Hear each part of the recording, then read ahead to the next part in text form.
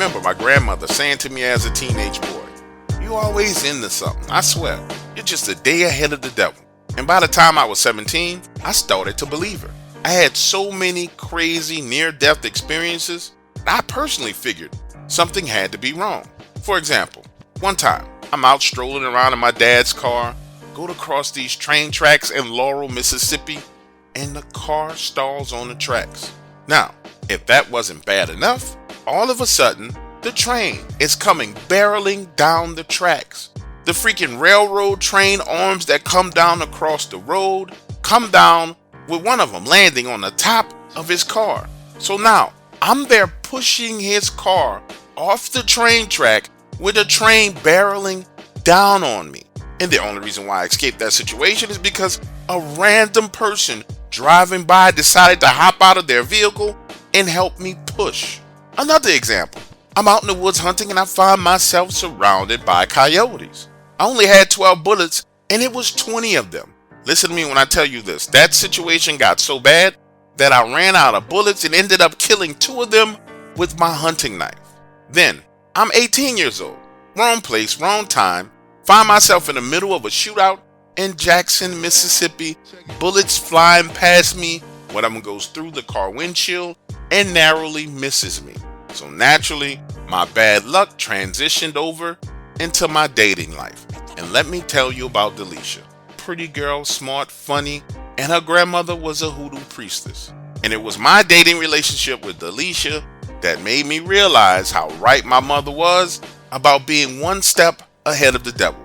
Now listen to this. I'm 20 years old. We're together for a year. And then she decided she wanted to break up with me. 6 months later, she wanted to get back together, so we did. Then she broke it off again. And understand, I never cursed, beat, scratched, screamed, even pinched Delisha. I always treated her right. But she decides to break up with me again. Then after that, she decided to get pissed when I started to date someone else. And that's when things really got bad.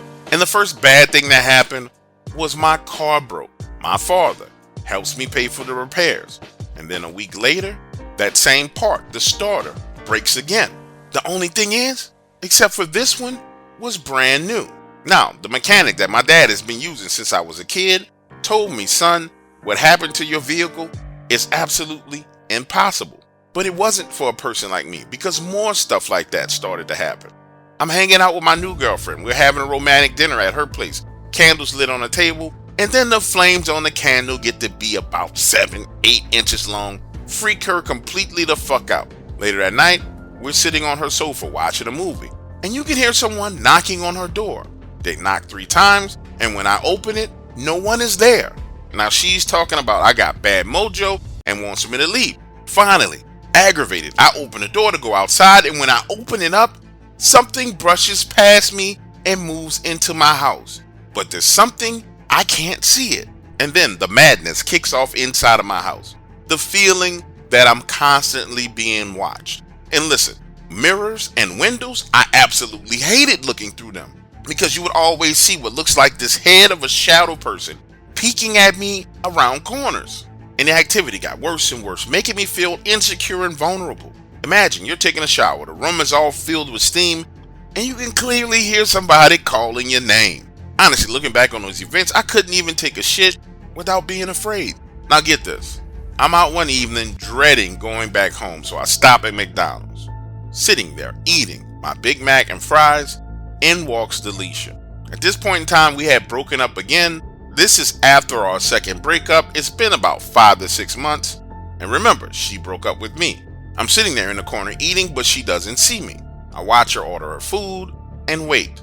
While she's waiting, she looks around and sees me, then makes a beeline for my table and is like, "So how are you doing? I haven't seen you in a long time. I hope things are going well for you." Now remember, I told you this woman's grandmother practiced hoodoo, and she was extremely close to her grandmother. So as all these strange events were occurring in my house, I already had it in the back of my mind that Delisha done put some kind of roots on me. So now, having an opportunity to talk to her face to face, I figured, shit, I might as well speak my mind. She already messing with me as it is. Why just sit here and be afraid? And I tell her, "You know my life been all fucked up. You did it. Probably you and your stanky ass grandmother. Y'all on some other shit." I'm seeing shadows, hearing people calling my names, knocking and scratching on my front door. You know what the fuck you did. Don't sit here and act like you didn't do it. Delisha looked genuinely surprised and hurt, saying to me, darling, I wouldn't do anything like that to you, and neither would my grandmother. What the hell are you talking about? So I tell her everything. I mean everything that happened, and she swears it's not them.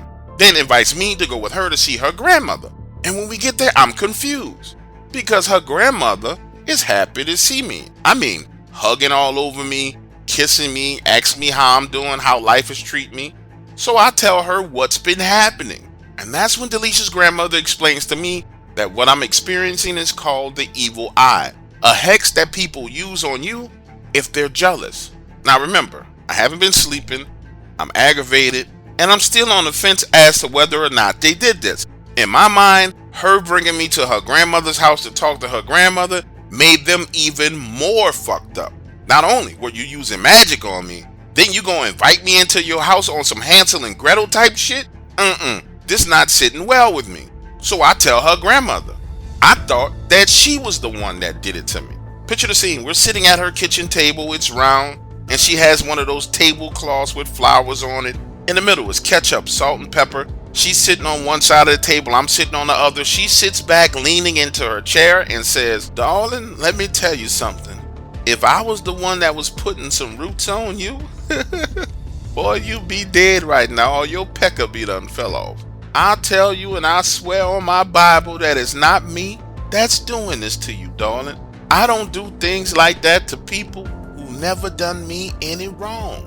Then she goes on to tell me that out of all the young men that Delisha had brought to her house, I was her favorite, that I was polite and I was always a gentleman.